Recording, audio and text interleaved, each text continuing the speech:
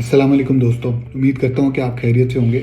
मेरा नाम हुमायूं है और आए आज का सेशन स्टार्ट करते हैं। आज का सेशन गूगल एनालिटिक्स के बारे में। गूगल एनालिटिक्स क्या है और ये कैसे यूज़ किया जाता है। तो पहले मैं आपको गूगल एनालिटिक्स के बारे में बता दूं। गूगल एनालिटिक्स है क्या।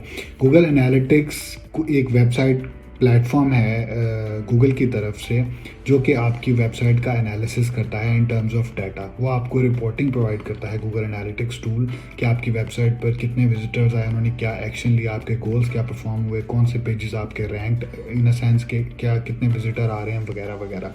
इसको हम डिटेल में डिस्कस करते हैं। तो आइए हम गूगल एनालिटिक्स के अंदर जाते हैं। ये गूगल एनालिटिक्स का मेन डैशबोर्ड है। आपने यूआरएल में analytics.com.google लिखेंगे तो आप एनालिटिक्स खुल जाएगा आपके पास। इस पर आप किसी भी ईमेल से एक्सेस कर सकते हैं। और इसमें आप मेन चीज़ इसमें यह है कि आपको स्टार्ट करने के लिए कोई भी आपकी वेबसाइट है, जिस तरह ये इन्फोडिजी कंसल्टिंग, ये एक डमी वेबसाइट है जस्ट फॉर लर्निंग पर्पस।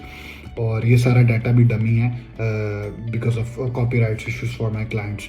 तो इसमें आपको करना ये होगा कि आपको वेबसाइट ये आप जब सेटअप करेंगे तो इसका आपको एक कोड मिलेगा, एक टैग मिलेगा गूगल एनालिटिक्स का। इस टैग को आपने जाकर वेबसाइट पे कनेक्ट करना है। उसके डिफरेंट वेज हैं कि आप अगर वर्डप्रेस की वेबसाइट है तो उसके लिए विजेट इंस्टॉल करके आप जो है ना वर्डप्रेस में तो इंस्टॉल कर सकते हैं, या आप डायरेक्टली वेबसाइट के हार्ड कोर में जो कोड है उधर डाल सकते हैं वगैरह वगैरह। अच्छा, अब इसके ऊपर हम डिस्कस करते हैं कि गूगल एनालिटिक्स क्या है, इसको किस तरह से यूज़ किया जाए।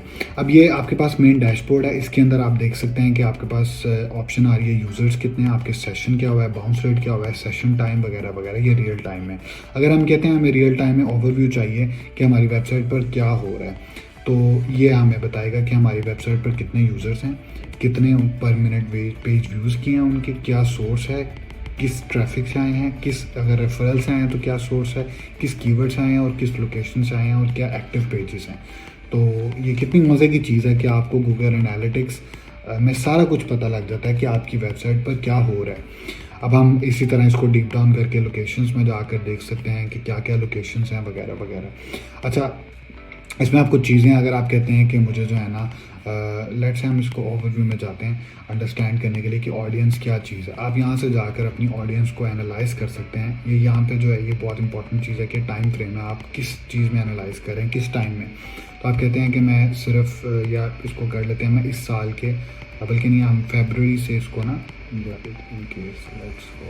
जनवरी से इसको आज तक के डेट में देख लेते हैं, क्योंकि ये डमी है तो कुछ भी नहीं शो होगा।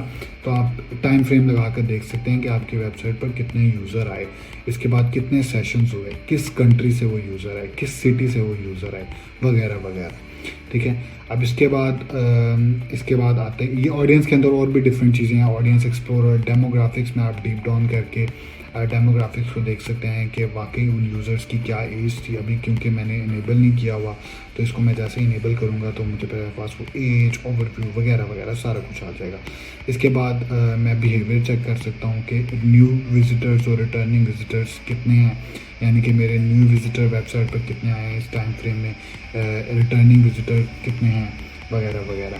इसके बाद एक्विजिशन में आके, ऑल ट्रैफिक में आके मैं चैनल्स में देख सकता हूँ कि मेरे जो ये वेबसाइट है इसके ऊपर किस चैनल से कितनी ट्रैफिक आई वगैरह वगैरह। ठीक है, और क्या उनका सोर्स मीडियम था। ठीक है, उस ट्रैफिक वो कहाँ से ट्रैफिक आई, वो गूगल ऐड से आई, वो फेसबुक ऐड से आई, वो ऑर्गेनिक थी, वो रेफरल थी, वो ईमेल से थी वगैरह वगैरह। अच्छा, इसके बाद एक इसमें जो मेन चीज़ है वो ये है, आप ये देख रहे होंगे गूगल एड्स का टैब। अब गूगल एनालिटिक्स आपको, क्योंकि ये गूगल एड्स भी गूगल का है, गूगल एनालिटिक्स का भी है, भी गूगल का ही है, तो ये आपस में इंटीग्रेट हो जाते हैं। आप क्या कर सकते हैं कि आप अपनी गूगल एड्स की जो कैंपेन है वो आप डायरेक्टली एक्सपोर्ट कर सकते हैं गूगल एनालिटिक्स में टू अंडरस्टैंड। क्योंकि देखें यहाँ पे वो कह रहा है मुझे लिंक योर अकाउंट, जैसा कि मैंने आपको बताया ये डमी अकाउंट है, तो इसलिए मैं यहाँ पर लिंक नहीं किया क्योंकि मैं इसको किस के साथ करूँ। बट आप इस पोर्शन को भूल दें, आप यहाँ पर आ जाए, जब आप लिंक कर लेंगे तो ये चीज़ चल जाएगी। तो यहाँ पर आकर आप देख सकते हैं कि आपके पास कैंपेन की आईडी, आपके पास आपको एग्जैक्टली में वो कैंपेन के जो स्टैटिस्टिक्स हैं, जो KPIs हैं, वो आपको यहाँ पर दिखाना शुरू कर देगा। इसके ऊपर आप गोल्स देख सकते हैं, गोल्स के ऊपर हम अभी आ रहे हैं। मेन जो गूगल एनालिटिक्स में जो जिसे कहते हैं कि सबसे मेन चीज़ है वो आप गोल्स की ट्रैकिंग कर सकते हैं। तो गोल्स के ऊपर हम अभी आते हैं, और इसके बाद आप फिर ट्री मैप्स के ऊपर जा सकते हैं, और आप कीवर्ड्स के ऊपर जा सकते हैं कि आपने, जैसे कि मैंने अभी लिंक नहीं किया हुआ, और आप कीवर्ड्स के ऊपर जा सकते हैं, किन कीवर्ड्स के ऊपर आपके कौन से पेजेस उठे वगैरह वगैरह, क्या सर्चेस थी, किन आवर्स ऑफ द डे पे आपके पास ट्रैफिक आई वगैरह वगैरह। इसी के बाद आप कैंपेन, सोशल मीडिया वगैरह वगैरह, इन सब को डीप डाउन करके आप इसको अंडरस्टैंड कर सकते हैं।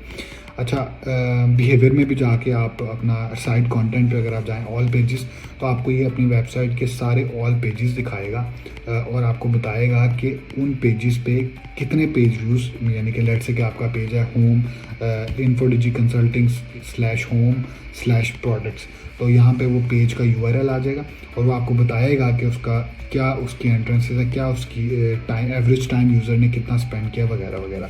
अच्छा, इसमें आप एक चीज़ देख रहे होंगे, बाउंस रेट। बाउंस रेट क्या होता है?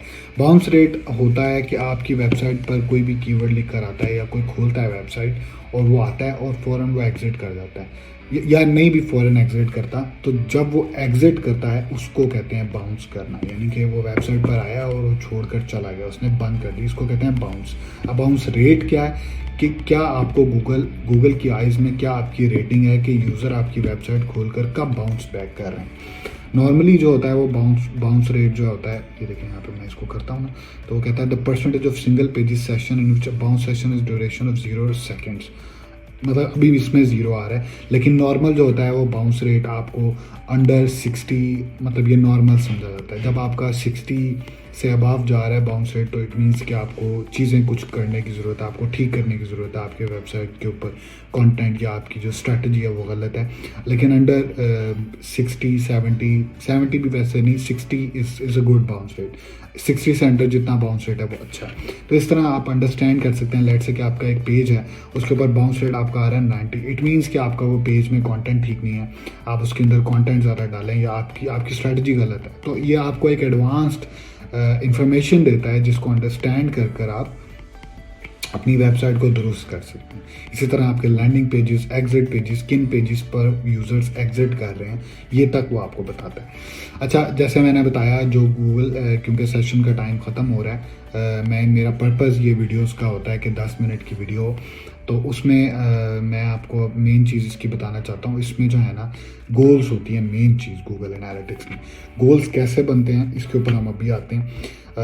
जस्ट आप यहाँ से जाकर गोल्स को एक्सेस कर सकते हैं। इसके अलावा एक और भी तरीका है गोल्स को एक्सेस करने का, ये कि आप अपने ये एडमिन वाले ये जो सेटिंग्स का बटन है इसके ऊपर जाएंगे।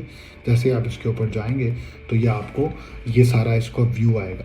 आप यहाँ पर देखें, ये जो सबसे राइट टैब है, यहाँ पर गोल्स का ऑप्शन आ रहा है। जैसे ही आप इस गोल्स को सिलेक्ट करते हैं ना, तो यहाँ पर आप अपने गोल सिलेक्ट कर सकते हैं। अभी मैंने एज आई साइड ये जस्ट डमी वेबसाइट अकाउंट है, तो मैं एक गोल आपके सामने बनाता हूँ कि गोल कैसे बनते हैं। अब देखें, गोल जो है ना, लेट से कि एक टेम्पलेट हम, गूगल हमें ऑप्शन देता है कि हम उसके जो ऑलरेडी एस्टेब्लिश्ड टेम्पलेट्स हैं उनको यूज़ कर लें, क्योंकि मोस्टली वही केसेस होते हैं, या हम अपना कस्टम भी बना सकते हैं। तो लेट से हम एक प्लेस एंड ऑर्डर का बनाते हैं गोल। हम चाहते हैं हमारी ई-कॉमर्स की वेबसाइट और जब कस्टमर आके ऑर्डर प्लेस कर दे तो हम उसको एक गोल समझते हैं कि वो एक गोल है। तो उस गोल को हम ट्रैक कर सकते हैं बाद में कि कितने गोल्स अचीव हुए। हम ये नहीं कहेंगे कितने ऑर्डर्स हुए, हम कहेंगे कितने गोल्स अचीव हुए। तो लेट्स से अगर दिन में 10 ऑर्डर आए हैं, तो इट मीन्स कि हमारे 10 गोल्स हिट हुए।